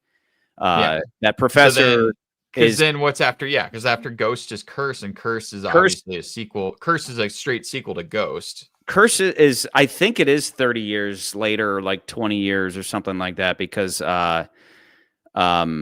That's the swamp one where they're like digging them up after they sank in the swamp. So yeah, again, I don't think they cared at all, but it is fun. I still think it's funny, the whole like swamp thing. Yeah. It's fun to see how these movies just all of a sudden the swamp was a big deal at some point. They just said, yeah, we got the swamp set. We're going to use the shit out of it. Yeah, exactly. That's what we've got. Speaking of which, Son of Dracula, D.S. Archer says, Lon Chaney Jr. was a better actor than some critics give him credit for. However, he was too much of an all-American Yank to play Dracula. And to that, we completely agree. Yeah. It was just funny the other night we were watching it and we're just like, he's great. And we're like, just wait. And then you're watching like, he's not at this role, good in other stuff. Yeah. He just wanted to play everything. And it's like, dude, you can't, you can't play everything, dude. What was I saying tonight though, is the scene where it's like, what's his Niedermeyer in this movie. He's like, I can't stand him. He's impatient. I don't want to be around Lon Chaney. And Lon Chaney's, you got that scene where Lon Chaney's razzing him. He was like, well, when are you going to do this? When are you going to? And I'm just thinking, this is what Lon Chaney was like when he was complaining to the execs that he wanted to be Phantom and they wouldn't let him, Yeah. My dad was the Phantom and I could be the Phantom. Why can't I be the Phantom? His impertinent patience or whatever he says. It's like, I can't stand being around Larry. It just doesn't make any sense. It's hilarious. Like, it's so funny. The like, he's not prioritizing the Wolfman who at any second will just kill somebody in the room. He's just not, like, lock him up, like at least lock him up. But that's the main thing that we'll get back to this with House of Dracula. This is why I'm very interested in what the House of Frankenstein that was recommended, because it's like these ones are the beginnings, but they're weak. Like, every one of these Monster Mash, these Monster Rally movies is the same thing. It's like, especially in the next one, it's like, once again, Larry wants a cure. But then this time Dracula also wants a cure. And then you have another hunchback that wants a cure. Like, this is the best we could come up with, was that all the monsters don't want to be monsters anymore instead of just the monsters being monsters. It reminds me of how Kevin complains about Spider-Man No Way Home. Did we ever talk about this? No, we're about to put Kever on blast. Kever on blast, bro. Check out Kever's channel. No, so Kevin's problem with Spider-Man No Way Home is that he doesn't like that Spider-Man has to like solve all of the villains' problems and tries to like find the cures for all of them. Because he has a problem with that, so apparently. And I'm like, no, it's just showing that Peter Parker's a good guy, and he's like, this Peter Parker is a good guy, and he's trying to figure out why everyone has got all these screwed up things, but not realizing that, like, but even if you're trying to solve, just because you're trying to fix somebody's mental problems doesn't necessarily mean they're a good person to begin with. And that's where he ends up basically fighting Green Goblin and stuff like that. I just think it's Kevin. Kevin has a hard time separating what a character would do and what he would do. Like, he doesn't excel at that. So we could have dubbed him with Lugosi's voice. House of Dracula feels pretty much like this is the end of the series. It does. It's like this is the end of the series. Yes and no. It is. Well, because the next one after that is She-Wolf, and then after that it's all Abbott and Costello's but Abbott Costello is like, that's the end. It's the, like we talk about, it's the Deadpool cap on the whole thing. Yeah, it is. It is the Deadpool version of it. Yeah, House of Dracula is, but House of Dracula is not like House of Dracula, I remember the big thing I said was like, this is the Doctor. This is like the Doctor TV series where the guy all the monsters come to get fixed up. And that's like, it's an episode of that, of some fictional TV series. Yeah. Of Monster MD. Exactly. So House of Dracula. But I like House of Frankenstein is a much better movie. It's much better. Dracula that was the one where I was like, I love the mood and the setting and all this, but I'm like trying to push it high, and you're like, it's not good. Like, it's not that good. I like it's not. Sean Doherty. That name sounds familiar. Doherty. I think the movie Glass is directly inspired inspired by these house movies in a bad way. I have not seen Glass. I remember when I got hyped for Split because I was like, I saw it and I was like, okay, this is actually Shyamalan when he's doing a good movie. And then I heard Glass was awful, and so I didn't end up going to see that movie. Yeah, I think I saw it, and that was one of those that before having this channel, I would call up friends and I would scream into the phone quite a bit. So, but I don't remember though. Yeah, you I don't still remember. Do the crossover where they just hang out in the clinic. Yeah, that makes sense. Yeah. I may not have seen that one. I can't remember at this point. I remember saw. My thoughts on M. Night. I'm not special. Oh no, I'm not. I'm like everybody else. Fan. I'm not a fan. I find it strange. I have friends who are like. I have a friend who like still thinks he's a great filmmaker, and I'm like, I don't see how you can think that. That guy thinks he's a great filmmaker. Still is holding on. He just seems like a filmmaker who's still holding on to the 2 good movies that he made in the 90s, thinking like that's his credit. Yeah. And then to this day, he still holds on to that.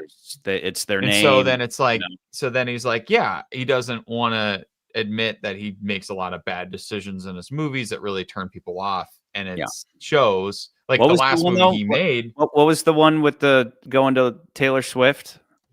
Yeah, that one was great. That one was great until the ending. We did we did an episode on it. What was that called? What was that movie called? But it was I remember Trap. Yeah, right. Just Trap. We liked.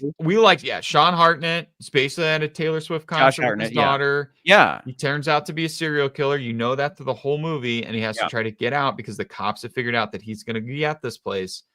It's great until they leave. And then when they leave the concert, it gets really dumb really fast. Once they left the concert. But overall, it's a decent, I mean, it still has that weird M. Night, like he is like Wes Anderson movies, right? All the Wes Anderson characters talk the same. They have a certain cadence to how Wes Anderson does it. But Wes Anderson's a little bit classier because he's pretentious as fuck. But the Wes Anderson thing, the way that his characters talk, it's like, okay, you're doing a thing. Like we know, like it's very distinct. Yeah. But when M. Night does his thing, that's almost the same thing. All of his characters sound really stupid. Yeah. Like you know the movies where like what was the one he did with quirky when Mark Wahlberg? Wahlberg, remember Mark Wahlberg's like, no, I'm not. He's like, you're coming to murder me. I'm not doing that. Like all of his characters sound like Mark Wahlberg. And they're not good, and they make them sound all stupid. Wes Anderson does something quirky, and they're all talking in a certain cadence, a certain tone. That's kind of like, no, I'm not doing Wes Anderson You're can a fucking take bastard, a non-actor, and he can make their bad acting very charming. Whereas, but there's a style to it. But but meanwhile, M. Night can take an incredible actor and make them look terrible. It's just like, does he do this on purpose? That's the only question that you can ask. And then remember, this one had his daughter in it. She played the pop star, and the movie just tanked the moment she was involved. Like the moment it wasn't just in the background, but it became about like that. Remember, that's how he escaped. That was when I got. Oh, dude, they finished their gangbang. That was when it absolutely tanked. They came so hard they passed out. But that was when it went south, and it was like the reason I bring it up is because it was tragic that it was so good where I was like, is M. Night about to just pull a random W out with this Josh Hartnett story? This is cool. And then he dropped the ball like towards the end. And I mean, even when it was good, I will say this, even when the movie was good, it still had that M. Night stank on it where you had the characters talking like, they weren't humans. Everybody comes. It was like his direction was like, talk really strange and don't talk like a normal human being and talk like, I want you to talk like this. And like, no, I don't know what you're talking about, Yeah. But I know exactly what you mean. It's a good first. Probably talked about it in that review, which I'm just gonna search real quick because I'm pretty sure that was in like 2024. We did that with. It was a 2023 movie. Yeah, it was a 2023. It was 2024. We did it with. We did Dune Part 2, Inside Out 2, and Trap, and we definitely put Trap at the bottom. We only did a handful of movies that year, and then this year we. I still want to do one. I'm doing monster, but I still want to do something just so we have something on the scoreboard. Even though I still go to the movies, but I go to the movies regularly now. You see like every movie. I don't see any. I try to see every movie, but there's weeks where it's like I can't go to the movies because I've got too much going on, or there's like a week where they like 2 or 3 movies I really want to go see, and they're all like small indie pictures, and they don't play them more than like a week. And so then it's like, well, I missed that one. I'm not going to get to see that. And then movie theaters don't have decent times for me to go see them because I'm like, I have to be at home at this is a good point. A certain time. This is a good point. I would love to cover. There are 2 Frankenstein movies. We're getting 2 Frankenstein movies this year. Are we getting Bride? Yeah, The Bride. And they're not related? And Frankenstein. They're not related. The Bride is like a different studio. So The Bride is a different studio. It's got Christian Bale. And I think it's both Gyllenhaals are in it. I think Maggie, unless am I mistaken, is Maggie Gyllenhaal directing it? No, she's in it. Her brother's in it. And then so Frankenstein. Sorry, the Frankenstein Bride is next year, but they're like whatever. Wait, McCurdy, I have to interrupt you. This is very important. 1 minute ago we got a comment on Dr. No, and it's a thumbs up. It's big hearty eyes. And it's love hearts all over your face. Okay.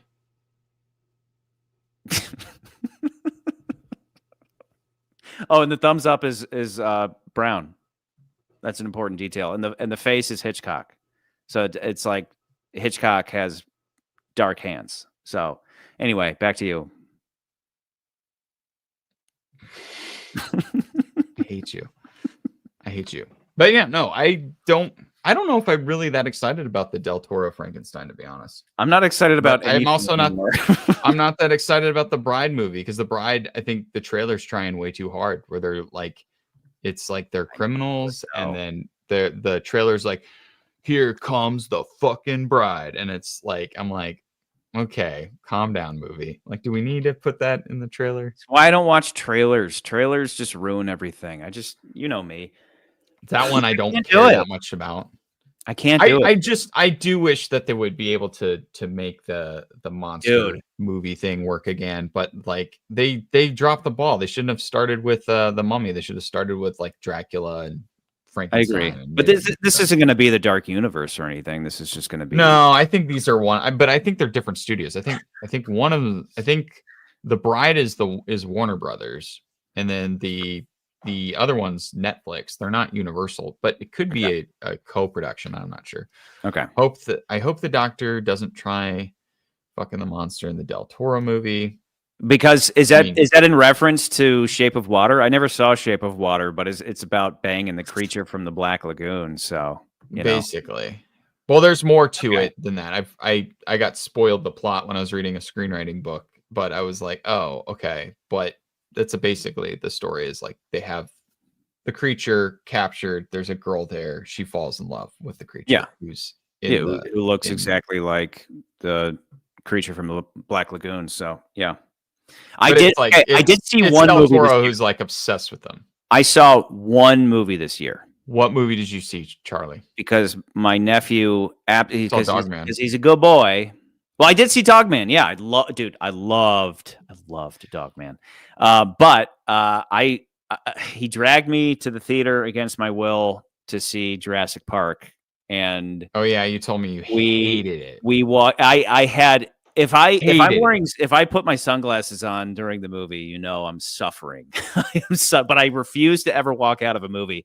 But I remember somebody she would pride herself on, that was her review of a movie. It would be like, I walked out. Be like, then you don't get to have an opinion. Like if you walk out of a movie, you don't get to have an opinion. Yeah, because you do have to watch how the movie ends. Yeah, like, you gotta watch the whole thing. I do feel like even if the movie's bad, because the worst movie I have seen in theaters to this day is the Knights of the Zodiac movie that we went and saw that somebody suggested and was like, yeah, you guys should see Knights of the Zodiac because that was a pleasure next to Barbie. Mans was being a little bitch and was like, I don't want to go. It was a mom movie that week, and it was like the sequel to, it was like the 300th iteration of 80 for Brady, which I enjoyed, which was a fucking delight. He talked about covering that. And he didn't want to see, didn't want to see whatever the movie. It was like another Diane Keaton movie with all those older actresses in it. Yep. It was something similar. It wasn't that, but it was a sequel to another. It was like The Book Club or something like that. That came out that same week. Somebody in the comments was like, "Hey, yeah, you guys should go see Knights of the Zodiac instead." And we're like, "Great! It's got Sean Bean in it. It's got what's her face who plays Zenatop. Great, we're gonna go see this movie." And I remember watching that movie. And I was just like, this sucks.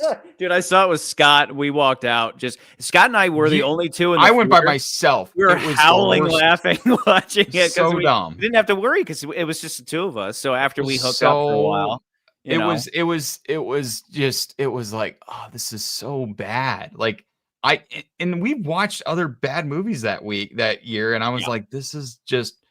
It was painful. Horrible. Painful. I hated it. I hated every second of it. It just got worse and worse because you could tell. But this was me. It was a movie that had high expectations for what it was supposed to be, and it was bad. Well, dude, I went and saw Tron not that long ago, and I guarantee you would have not liked Tron.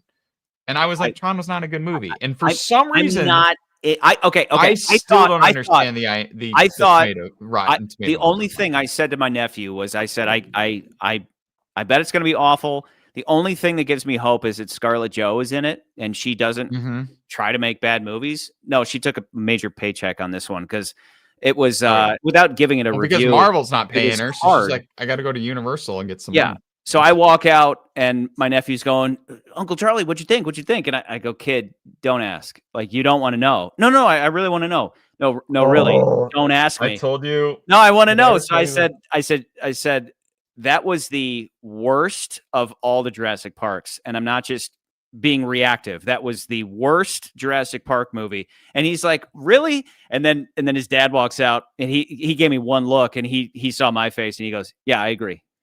That's all he said. He's like, "Yeah, I agree." Like immediately knew that I absolutely hated it, Yeah. So it just. No, I remember my grandfather. Did I ever tell that story about like when I went and saw Power Rangers the movie? And my dad. So, and he just didn't get it. So my dad, because my dad and I, he took me to the first Power Rangers movie, which was, it's going back and rewatching it now. You're like, it's not a good movie, but as a kid, you're like, this is awesome. They're really earnest and they make everything such a big deal. And it's like, yeah, now he got his new powers and then they're going to fight Ivan Ooze and it's great. And there's some fun stuff in it, whatever. It's not a good movie, but still whatever. As a kid, you enjoy. So then a couple years later, they came out with another movie and it was Power Rangers, a Turbo movie or Turbo, a Power Rangers movie. It was the one with the cars and the kid gets to be a Power Ranger. And I was like, this is going to be awesome. I want to see it. So we go to my grandfather's in Evansville. And, my dad, for whatever reason, I really wanted to go. And I kept asking my dad. He's like, "Well, have your grandpa take you. He'll take you to the movies." And I'm like, "Great." So he takes me to the movie theater. We go and sit and watch the movie. Then that night, I'm still like, "Oh, man, this movie was great. That was awesome." And that night, it was like me with you as Uncle Charlie, but like 5 times worth. He just made me feel like shit for even liking that movie. That's what I'm like, "Kid, don't ask me." He's like, they don't. He was just not gonna lie. He was like offended, but at the fact that I suggested to take him to this movie. I'm surprised he didn't get on my dad for how dare you have my grandson take me to see this movie? Because he's probably right. Like probably if I go back, rewatched it as an adult, I'd be like, yeah, it's not a good movie. But for a kid who's 6 or 7 or whatever, whenever it was the movie came out, I've been like, oh, this movie was fun. It's great, Yeah. So, it's just I don't know. It's a blessing and a curse when you can watch movies and you can be like, yeah, this movie's not good for these reasons. And you can tell, but then for most people, they don't see that. They go to see Tron and they're like, this was the best Jurassic Park graphics. Woo! Exactly. He said, "I disagree. I think this was the best Jurassic Park movie." And I was like, "Shy, don't let Uncle Charlie stop you from enjoying things, but if you ask me, I'm going to be honest with you." And, even like we talked about, that's why I watch a lot of these horror movies with them. So I can kind of I gauge where they're afraid, and they're afraid throughout. Whereas you and I aren't afraid at all because we're, I have to remind my daughter all the time. She's like, she gets like, "I'm scared." And she has a weird thing where she she feels very much like empathetic towards the characters. So if there's like really awkward things that happen to a character, she's also feeling awkward. So she has to like leave. Like she's just like, yeah, oh she yeah, I used to doesn't, be that she way. feels that like if there's an awkward situation with a boy and a girl, Dude, or something like that, watching Mrs. Doubtfire as a kid, and he's like undercover dressed as a woman, and he's about to get found out. You're shoving your face in the pillow. It's like worse than a horror movie. Like I can't handle the uncomfortableness. Yeah, absolutely. Yeah, she gets uncomfortable. But yeah, Tron Ares, that's a movie you should go see just so you can wear your sunglasses and jam out to 9 Inch Nails. That's the only reason you should see that movie, because that movie is not a good movie. I have to get this out, Charlie. That movie is not a good movie. I still do not understand why people are like, the Rotten Tomato score is better than Tron Legacy. I'm like, Tron Legacy was a movie that had to say something about a father and a son reconnecting. This new movie, I don't know what it's about. Honestly, it just feels like someone wrote a script and then they realized that Jared Leto wanted more to do in this movie. And for some reason, he's a thing. And he made them put him more in the movie than he really needed to be in the movie. And so the actual main character of this movie just gets sidelined for most of the movie. And then we have some other like side characters that they don't give, that they just, oh, you're a main character, but you need a side character. Why? We don't know. So like, it's a dumb movie. It's just dumb. It's not a good movie. And people are like, I don't care that much. And I'm like, how do you rave about Tron? How? Tron's fine. I love Tron. I'm just not all that.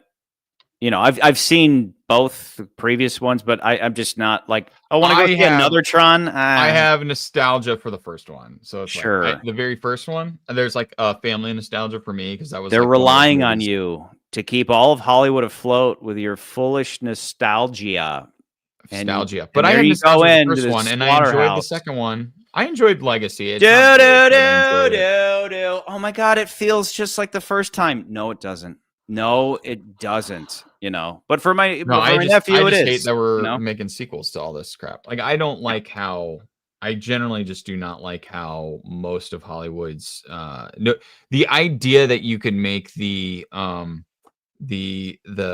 it called in screenwriting? They call it the big idea, or what? No, it's not the big idea. What's it called? The concept. What is it called? You know the phrase I'm trying to look for. The premise. Something concept. No, when like a big concept. It's what is it called? Somebody help me. Nobody knows? Okay, great. Just hate dinosaurs. You guys just hate dinosaurs. Classic. What was that? Yeah, what was that comment we got that was like drunken take from two guys who just hate movies? It's just like we weren't drunk. Those comments always kill me, where they're just like, guys, like that was exactly why we wrote out. Did I write out that speech for Patterson to read? Yeah, you did. Where it was like, guys, talking about movies is just, maybe it's about fun and just accepting movies for what they are.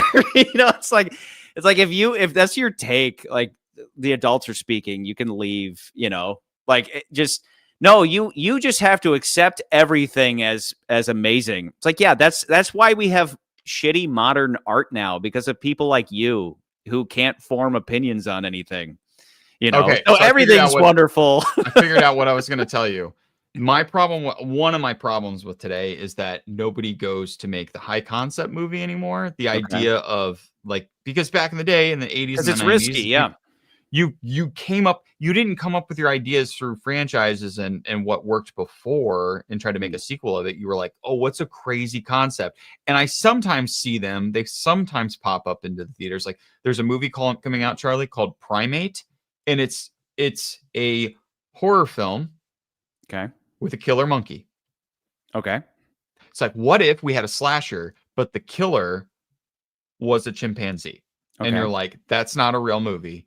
And now it's going to be a real movie. I didn't believe it. It looks kind of dumb, but it's a January movie.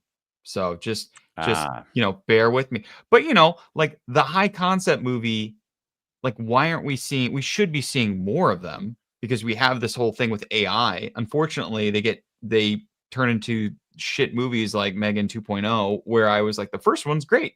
First one has something to say. The second one is dumb. And, but I really wish we'd get more, like someone would be like, yeah, what if, I don't know, like, take any crazy thing that's going on in the world today, and it's like, what if you had this and then this happened? And you're like, and make that into a science fiction film.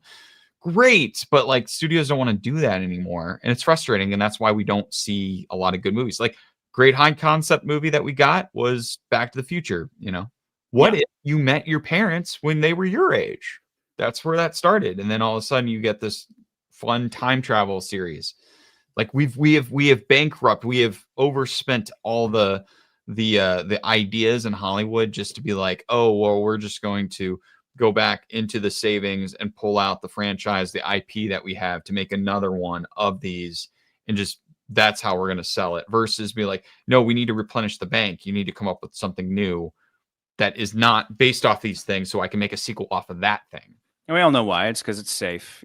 That's the whole People don't thing. want to make risk, and now nobody's like making anything right now. It just feels that way. Well, it's what's so. Like not making anything. Were we talking about this on the last stream, where it was like the depressing thing is that we had just reached the pinnacle of? No, we didn't. I was talking to somebody else about this. We reached the. I was talking to. He lives in Indiana. The guy who won the first Sundance Film Festival. I was talking to him. He's wow. When was the first Sundance? I don't know, but it's I'm pretty sure it was the first one. And okay, wait, hang on. I take that back. It may not have been the first, but he won Sundance before it was Sundance, before it was this, what it is today. The first one was in 1970. It says it was in 1978 and then moved in 1981. And it wasn't till like the early 90s when it became like Sundance. Yeah. I could. So I think he would have won in the 90s. So I would have to look it up. But it's before. The 90s is when it became the thing. Like that was when. Yeah, the 90s is when it was Kevin Smith and Robert Rodriguez and Quentin Tarantino. I think this would have been just before that. But now he makes documentary films in Indiana. And I was talking to him about this. What were we even talking about? How you would think it's depressing that we had just reached the pinnacle of filmmaking, like the end of the 90s, beginning of the 2000s. And it's like, we could do anything now. Like that's where Lord of the Rings was 97 to 2003. Like, look at all this technology. And then that's where it was like big boom with home video sales. And then the internet started to slowly cause all these producers to pull back. And so we still have obviously a ton of media is produced all the time. It's just like, it just makes me think of how everywhere I ever worked, it was like, they always talked about the golden years were before. Like I'm working at RSA and they're talking. I remember about, that with television. I remember that working in broadcast, and they would talk about like when I worked in broadcast. When it was TV, good, I would talk to the old guys, and they would talk about the number of news broadcasts that it have. And this is also, I think this is also part of the overarching problem, right? So when I worked there, you have to do for the whole day. They had a morning broadcast that starts like 5 or 6 in the morning. So 5, 6 into 7 o'clock. I think 8 till 9, maybe. I think it was like that was the whole morning news block. And then somewhere in there, you had the national morning news. Then you'd hit a noon. Then after noon, then you get another, like the evening news. You'd get your 4, 5, 6 o'clock, and then to a 6:30. And then they would do like a 9 and a 10 o'clock. In other areas, it's like 11 o'clock. It's a 10 o'clock, 11 o'clock time, depending on what time you are. But they talked about back in the day, that wasn't the case because the technology couldn't keep up with that much news. And so now we're stretching all this extra news. So back in the day, it was like you did a 4, 5, and you maybe did like a 5 or a 6 o'clock news, and then you would do a 9 and 10 o'clock at night, and maybe something in the morning. But that was it. There wasn't all this. There was not as many news shows that fill in. And so what happens is now that's when you get all these people to be like, oh, you have like you would go to an event because I'd get a press release. Like, okay, cover this event. Great. You go to some press release and then you hear some asshole who'd be like, oh, it's a slow news day. I'm like, no, this is just what I'm doing because this is the only thing that's going on.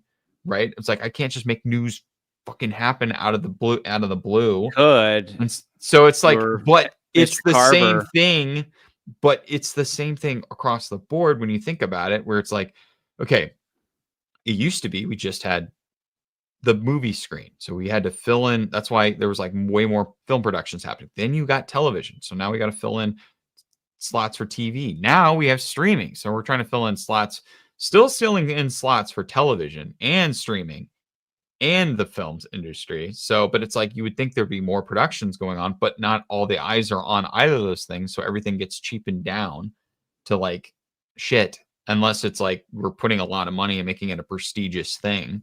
So if you have like a big movie and you're, it's like a prestigious movie thing, yeah, there's going to be eyeballs on it. But if it's some low budget indie thing, people aren't going to care as much as they did back in the 90s.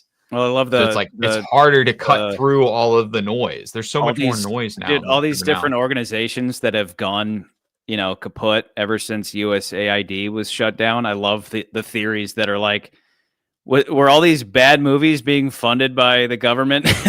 Like our tax dollars are subsidizing degenerate, horrible movies to do for United States of apathy to promote that. It's like, yeah. USA to shut down, and then it's just like all of Hollywood's going down the crapper. So if that was true, that would be frustrating. Hilarious. It is frustrating that a lot of things are getting made right now. Like for me, I'm not working because there's not as much shows. There's not as many things getting produced right now. Meanwhile, a guy I worked with in LA, he just packed up and he moved to India, and he got his whatever script he wrote. He just Google translated that into Hindi, and he's good now. He got it produced. It's like we'll just activate the San Andreas Fault, let it all fall into the Pacific, and let all that movie making magic spread everywhere, baby. No, but even then, it's like it's insane to think that it's like, okay, well then because I've also heard from producer people, they're like, yeah, no one's buying stuff right now. Like nobody is buying things. Like you can go out and try to pitch a movie to a studio because usually they're like, they want that. They're like, yeah, tell me about the script. I want to hear it. Okay, great. It's greenlit or it's not greenlit or whatever. But no one's apparently nobody's buying anything. It's like, okay, if nobody's buying anything, then it's obviously like there's not a high enough demand for those things. So it's like we're in this whole weird free fall of like no one's buying shit. We have all this shit. We have people who's not working. Yeah. But at some point, you're going to run out of entertainment that is going to fill the zeitgeist pop culture because you can't just live off of TikTok videos. Though. I disagree. I'm like, can't live off TikTok videos. I don't watch. I rarely watch anything new because there's so much already generated in the past that you can just live off of that. Like I'm still watching Columbo. Before that, I was watching X-Files. Before that, I was watching TNG. Like I don't often watch new things because they're more often than not, they're disappointing until somebody says, you got to check out this Game of Thrones thing. You got to check out this Breaking Bad. Okay, I'll check it out. But other than that, there are so many properties that are still that are there that you've never seen that are a lot of times better than anything new. Here's the thing.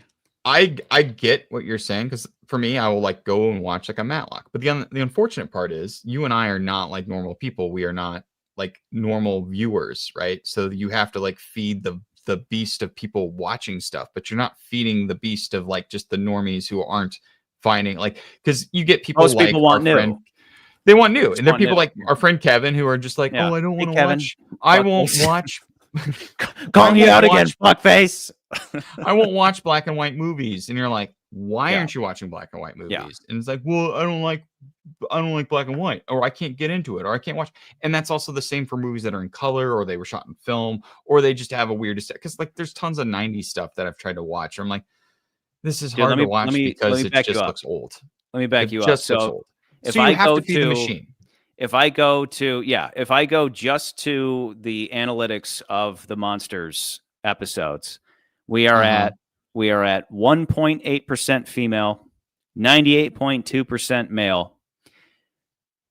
Age range 35 to 44, 5.2. With Bond, that was always the majority. 45 to 54, 3.9%. Then it picks up heavy. So this is 13 to 34 zeros across the board, which seems impossible, but that's what the analytics are saying. So then you get to 55 to 64, 35.2%, 65 plus, 55.6%. So these black and white movies are bringing in the boomers. And so that's 55 plus. But you and I know why that is, because 90%. Over 90% of the viewership on these episodes is 55 plus. But you and I know why that is, because for a lot of those guys, these were the films that you watched on television. Like when you talk, and I'm not complaining because they don't have ADD. They actually watch the whole episode. Yeah, like our retention rate has gone up. Yeah, well, because but it's funny to me because it's like these were we're geeking about movies that these were like the infancy of like the nerd audience for the time, because it's like, well, what was this was like Marvel. If you think back, okay, so it's like if you are today, if you're a nerd today, what are the things that you nerd out about? You're gonna nerd. There's so much you can nerd out about. You can nerd out about comic books, DC, Marvel. You can nerd out about the movies, the DC movies, the Marvel films, of course. You got Star Wars. You got Star Trek. You got all this stuff. You got Lord of the Rings, of course. We have James Bond. We have all this stuff. But then take yourself and then go back in time and be a teenager who isn't athletically fit and doesn't have anything else to do. Who's 4F? What are you? Who's can't go to the war. He's 4F. He's not going to the war. 4F. He can't go to the war. 4F and what are you geeking out? What are you finding? What is Poindexter looking at? Well, Poindexter at the time, he doesn't. Star Wars isn't out yet. Marvel isn't a movie series, it's a comic book. So you probably are reading the comic books, but like, what are you watching on television? Oh, I'm going to go see the monster movies that are on TV. This is a cool, weird science fiction thing. I'm going to watch all like Forbidden Planet and all these weird sci-fi things. That's what Spielberg and Lucas and all these guys were watching at the time. So it doesn't surprise me that when we start talking about the monster films, that's the audience. But, monsters, the only thing for most people, it's like, oh, monsters, trick-or-treating. Like, they just associate it with Halloween in a vague sense, but they're not really like it wasn't a thing that like people are still fans of today, as in the same way that they are like of these Star Wars and Star Trek stuff. Totally. So it's like, it makes sense to me. It makes sense. The people that were like, yeah, I watched this movie when I was a kid, I loved it. Or, this was my jam. This was my Star Wars at that time. Like, this is the stuff you're going to be watching, Yeah. So I am more than happy. They built plastic models and rode bikes. I would love if they came in and they were all Mormon. Yes. And then transition to the Bond episodes, so they can hear a lot of right-wingish outbursts about Bond. Well, you do that, but labeling it though, like for the record, like that's why I'm always plugging my book, because like I'm always saying, when it comes to my book, a theist reads it and they go, "This sounds atheistic," and the atheists read it and they go, "This sounds theistic," and both people just want to put you in a camp, and you're like, people want to put we're talking about stories. These are stories, and everything in your head, you like, not only is not to sound like a pseudo poet, but it's like everything is a story. Your life is a story. All of humanity is following a story. So these stories are very important, and it's very important to find. My whole book is about figuring out how to value stories. And really what it comes down to is, do they reflect truth or not? Do they, and that's tricky, because sometimes they will reflect a short-term truth that leads to a long-term loss of value, or or in the long, and you make a short-term decision that leads to living in hell down the road, that type of thing. So anyway, so if anybody watching, if you are interested in reading my book, I don't even know if you finished it, McCurdy, but I haven't. I always push for people to give it a look, because it's like, well, which is it? Is God a magical man in the sky or not? I'm like, dude, it's irrelevant. Like my beliefs on that, like my beliefs on religion, my political beliefs are irrelevant to everything that I've said in a ranked episode ever. It's about fucking stories. And then it's like, you said Christian, I'm going to stop listening because people die sometimes because of Christianity. So anyway, House of Frankenstein is our number one episode for the time being. It's cool. We're getting the big flashy fireworks on the. am going to go to bed because I realize it is way too late. We have to get off. We absolutely have to get off. Going almost 2 hours. I've been trying to. I've been trying to get off. Is somebody under your desk? No. You're not being serviced under the table? No, I'm not. But, you know. Speaking of which, Frankie. Which is in Charlie's book. Frankie fell. What's in my book? Well, everyone's just trying to get off. That's the moral of the story. That should be the subtitle. We're all the devil in the black box. Everybody's just trying to get off. Just to go out on a high note, let me just kick over to wherever that wasn't high enough assets. No, I mean, dude, I could do another 2 hours talking about I don't want to. stories and my book and how you need to check out both like, you need to check out meta stories. Let me throw out one thing, one more thing to annoy you to sleep. When it comes to these things where like everybody wants to throw you in a box, the original publisher of my book was the only people who would touch it was the publisher was this huge evangelical organization, and they wanted me to. They had all these notes. They were like, "We don't like how often you're talking about evolution, and we don't like you saying things like." God wanted to, and I say this in the Bride episode. I'm like, God wanted Adam and Eve to eat the fruit because it's just like all children eventually grow up. It's just like, when do they eat the fruit? When they're super young? No, that's too young. When they're like 9 years, or they're like 8 years old eating fruit, as in having sex. No, that's too young. When they're 35, no, that's too old. It's like kids develop and then they leave the nest. This is the way it goes. This company was just like, your book is like too atheistic. I'm like, it's literally a book about the importance of Christian stories. And you're saying you don't like it because I'm bringing in concepts of duality of man and evolution and all these things. And that's why I get so frustrated when somebody comes in and is just like, well, Christianity's not perfect either. I'm like, it's about stories. Like that's all it is. And you're so close-minded that you hear a couple of words and you throw out right-winger and you throw out religion kills people and you're not fucking listening. Once again, you're not fucking listening. You're a fuckface. Anyway, Mummy's Curse is playing in the Discord for anybody who wants to check that out. I'm going to play Universal Monster to play us out just for like a minute or so. Cool? I'm going to go to bed. Yeah, go ahead.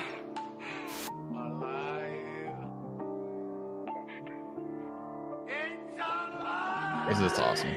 Yeah. The drugs I took seemed to light up my brain. Suddenly I realized the power I held.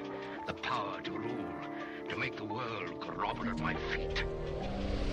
Yo, you gotta get me going like you need a 9 canna leaves. Got too drunk and passed out the evening of Halloween like Lycanthropy. Studying werewolfism.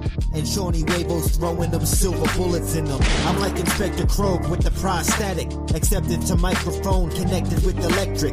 In the laboratory off the footage that I edit. Under a full moon off the whiskey I'm demented. In the cemetery, stepping through a haunted graveyard. Watching old monster movies starring Boris Karloff. I operate outside of the law like Igor. Switching the leather, yeah, whatever, I'll rip your arm off. Y'all soft, lost your breath from all the frights. When the autumn's moon is bright, there's a poem she recites. Brings the dead to life. Shadowy hillsides and twilight. Like Una O'Connor screaming across the night sky. Is it illegal killing vampires, your honor? Bit of a gray area, causing mass hysteria. Specific rituals performed at the burial, like the mummy sarcophagus. Watching too much horror flicks, created a monster that's now turned autonomous. A bit ominous, better warn the populace. Scare you so bad you need the psychiatrist. I got psychological problems of lunacy. These monsters all exist in a continuity. Werewolf of London, drunk up at your local brewery. Ranked every film under mad scrutiny. Mutants and Little Humans by Dr. Pretorius. Out the east, B.I.G. Notorious and Sean again. Blessed by my favorite podcast. All October long had me doing the monster mash. And I was splashed up with the acid. Now I'm haunting the opera like a phantom. Who was coming up with the plan? Invisible man discovered a formula renders the body transparent. Thanks for tuning into the show while your brain's transplanted. Strange, deranged, and he's got a hunchback. Turn to a werewolf, bitch, we the wolf pack. Mac you like Dracula, turn to a battered tarantula, slapping you, making out with a babe that resembles Julia Adams, bruh. Out the Black Lagoon, I just gotta do what I gotta do. Thanks for tuning into the latest series on YouTube. You're crazy. Crazy am I. Believe in the superstitions, high off this weed I'm ripping, gone off this drink I'm sipping. Call me a monster, pushing me to make monster decisions. The list was ranked with precision, that was our only mission. Universal monster, believe in the superstitions, high off this weed I'm ripping, gone off this drink I'm sipping. Call me a monster, pushing me to make monster decisions. The list was ranked with precision, that was our only mission. Universal monster. Frankenstein? What are you doing, Frankenstein? You gonna play in the puddle? Go ahead, puddle it up. From now on, you do whatever you want to do, and I'll show you some cool shit along the way. Universal Studios out of the 1930s, when they started creating the first talkies. People in awe as they watched in the audience. Let's take it back to the future and fast forward a bit. Rushed production, the set designs flimsy. Fortune telling and running with the gypsies. Marched for death with the pentagram hand. Sean was like Lon Chaney as the Wolfman. And shout out Bela Lugosi, Charlie, McCurdy, Scott, and all the homies. A lot of serious debate for the list to be ranked. The critics are lame, the truth they won't say. I'm off for 2010 leaves and I'm feeling like on crank. Like and subscribe, it helps grow the page. High-speed internet reaches the remote castle. Behind the scenes, we've been working hard to build the channel. Been arguing our points like talking heads on the panel. Satanic practice and witchcraft in a circle lighting candles. Looking at it from all angles. It's the movie analysis, had you glued to your screen like demons and sleep paralysis. Believe in the superstitions, high off this weed I'm ripping, down off this drink I'm sipping. Call me a monster, pushing me to make monster decisions. The list was ranked with precision, that was our only mission. Universal monster, believe in the superstitions, high off this weed I'm ripping, down off this drink I'm sipping. Call me a monster, pushing me to make monster decisions. The list was ranked with precision, that was our only mission. Universal monster.